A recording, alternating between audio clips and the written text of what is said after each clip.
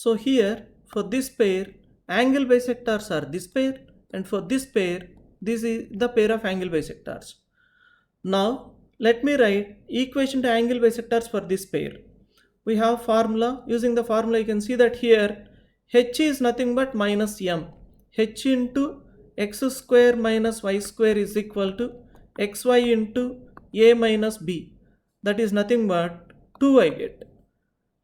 Now this is nothing but x square, I mean rewriting the thing, sending minus m to the right hand side, then bringing everything to the left. I'll have it as 2 by m xy minus y square is equal to 0.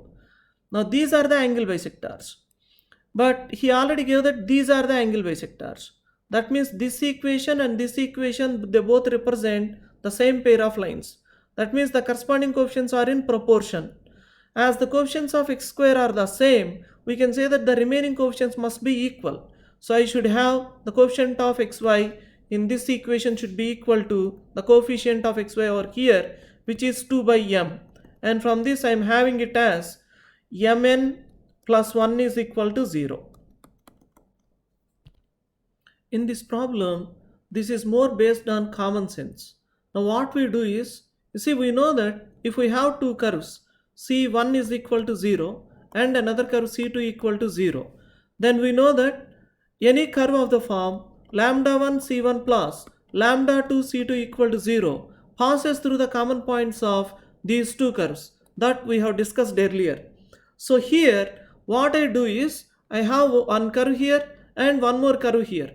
Now what I do is, I multiply the first one with g dash, that is ax square plus 2hxy plus by square plus 2gx, and the second one I multiply with minus g. So it will be minus g into a dash x square plus 2h dash xy plus b dash y square plus 2g dash x is equal to 0 again. You can see that this is of the form lambda 1 c1 plus lambda 2 c2 equal to 0 form.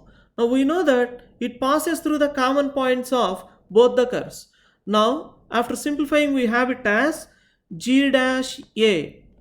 I am writing the coefficients of x square at one place, minus ga dash into x square plus xy into 2hg dash minus 2h dash g plus bg dash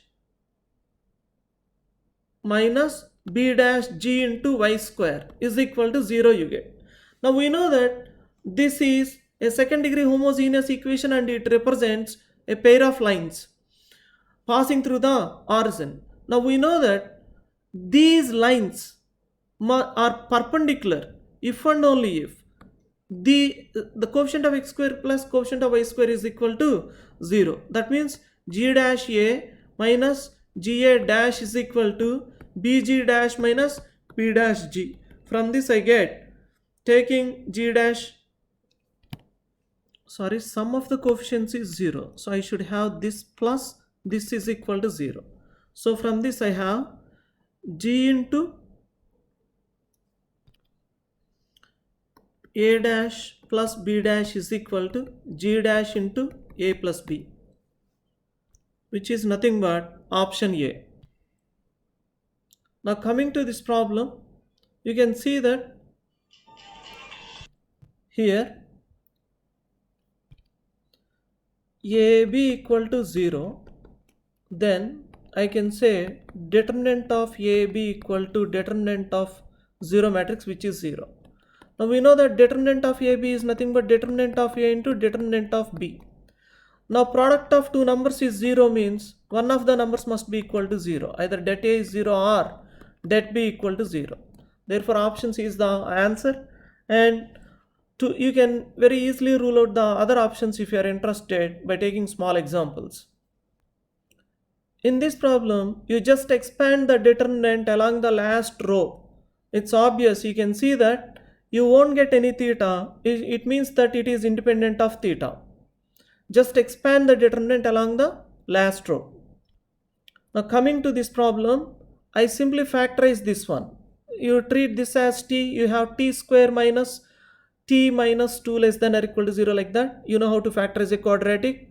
So if you factorize, it is tan inverse x whole square minus 2 times integral part of tan inverse of x plus integral part of tan inverse of x minus 2 less than or equal to 0. Or if and only if I get integral part of tan inverse of x, if I take common here, you can see that the remaining part is tan inverse x minus 2 and there plus 1 is less than or equal to 0 I have. It means that the integral part of tan inverse of x lies between minus 1 and 2. Now we know that actually tan inverse of x range is minus pi by 2 to pi by 2. Pi by 2, it is roughly 1.5 something. So its integral part if you take, it will be 1 only. So integral part of tan inverse of x is always less than or equal to 2. So this part no need to consider because this is always true. For any x it is true. So the only thing we have to consider is the case where integral part of tan inverse of x is greater than or equal to minus 1. Now the range of tan inverse of x, it is minus pi by 2 to pi by 2. Minus pi by 2 to pi by 2. Here we have 0. Say here I have minus 1, here I have 1. Now here I have 2. So tan inverse of x lies in this range.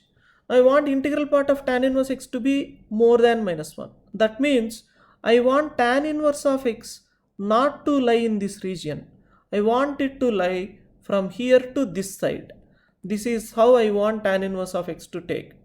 So I want tan inverse of x to be greater than or equal to minus 1 so that integral part of tan inverse of x will be greater than or equal to minus 1. Now on this I simply apply tan on both the sides and we know that it is an increasing function in this interval. Therefore I'll have x is greater than or equal to tan minus 1 which is nothing but minus tan 1. So this is the condition x has to satisfy. We know that the domain of tan inverse of x is the domain is R. I am talking about the domain of tan inverse of x. Now I want you to observe that x has to be greater than or equal to minus 1. Minus tan 1, sorry. So all this you can take.